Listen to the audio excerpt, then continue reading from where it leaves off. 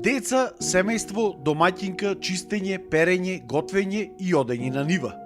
Ова се првите стереотипни синоними кои што асоцираат на тоа кога ќе се спомене терминот рурална жена или жена која што живее на село. Образование, лично надоградување и следење на своите соништа како да не треба да постојат за овие жени. Но за среќа, овој менталитет кај нас започнува да се менува.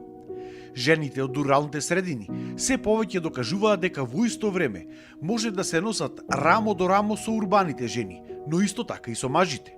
Од една страна успешно да работат земјоделски работи, да се грижат за своите семејства, но во исто време исто така да го следат и својот сон. Гордана Цветановска е еден успешен пример за тоа. Живее на село, работи земјоделие, има собствен бренд на земјоделски производи, но од друга страна е и новинар кој што со својата работа влијае врз развојот на локалната заедница во градот. Вистински пример за една локална хероина и лидерка. Јас тука учев во основното училиште Страшо Пинџур, потоа гимназија и практично поголемиот дел од животот сум тука во Мало Коњари и никогаш сум немала желба да живеам во град. Може би е тоа како една врска нераскинлива со природата, може би е и до воспитувањето, затоа што сепак ќе кажам дека зависи од домашното воспитување, да си го сакаш родното место, да си го сакаш местото каде што си израснал и да си ја сакаш природата, бидејќи таа е клучот на животот. Животот в село е по-суров, но ако некој има амбиција, ако има некаква цел, може да оствари. Апсолутно не станува збор дека ќе има повеќе пречки отколку останатите, се зависи од амбициите кои што човек ги има. Цветановска вели дека се уште постојат поделби на машко-женски работи, но во селото тоа било повеќе надминато за разлика од градот, затоа што на село секој треба да работи за да опстои семејството.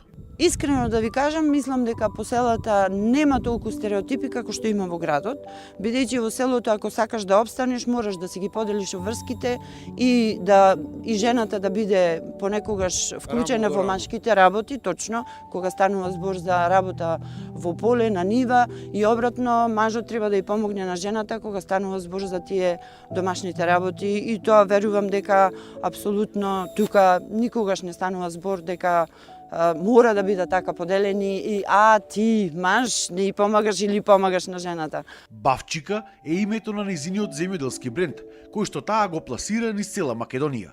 Ајвари, пинџури, доматен сос, разни сладка. Ова се дел од производите на Бавчика, дел од асортиманот.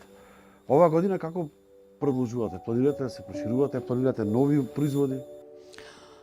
Најверојатно ќе има пак некои нови производи, а нема да биде поголема површина земјоделска опфатена, заради тоа што сметаме дека е многу поважно да се заштити пред се од сончевото зрачење и од можни појави на град.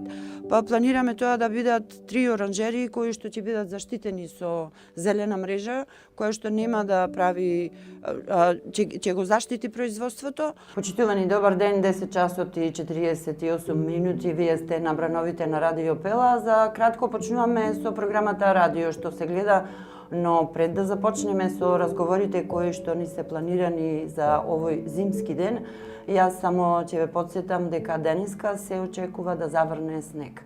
Новинарството е моќна професија која што го представува гласот на народот, но исто така и се влијае врз општествените текови за создавање на подобро општество за сите нас. Најчесто тука се наоѓаат гостите кои што ти ги прашуваш, а сега можеби јас во твоето радио ќе бидам како водител и ќе те прашувам тебе. Од нивата стигнаме на второто работно место, а тоа е Радио Пела, каде што ти го оствари својот втор сон, да кажеме. Како е да се биде сега, да имаш моќта практично да го пренесуваш гласот на народот? Сон на секој новинар е да има свој медиум, заради тоа што на таков начин ќе дојде до израз таа слобода на изразување која што во основа ние новинарите ја имаме во себе и на таков начин немате надредени кои што ќе ви кажат ова може да оди во етер, ова не може да оди во етер и практично сте слободни како птици. Тоа беше и сонот за отворањето на ова радио, на овој медиум. Сонот е нешто кое што секој човек го има. Битно е да се има храброст, да се има доверба во себе и цврсто да се чекори по патот кој што сте го зацртале, можеби како мало дете, како мало девојче, но никогаш да не се напушта, дури ни во услови кога имате милион пречки околу вас, затоа што доколку имате доверба во себе и во луѓето со кои што работите, дали е тоа семејството или е тоа екипата новинарска, тоа е навистина безценето. Значи сонот заедно со луѓето со кои што навистина имате доверба за работа и можете да остварите она што сте го имале некогаш како идеја во животот.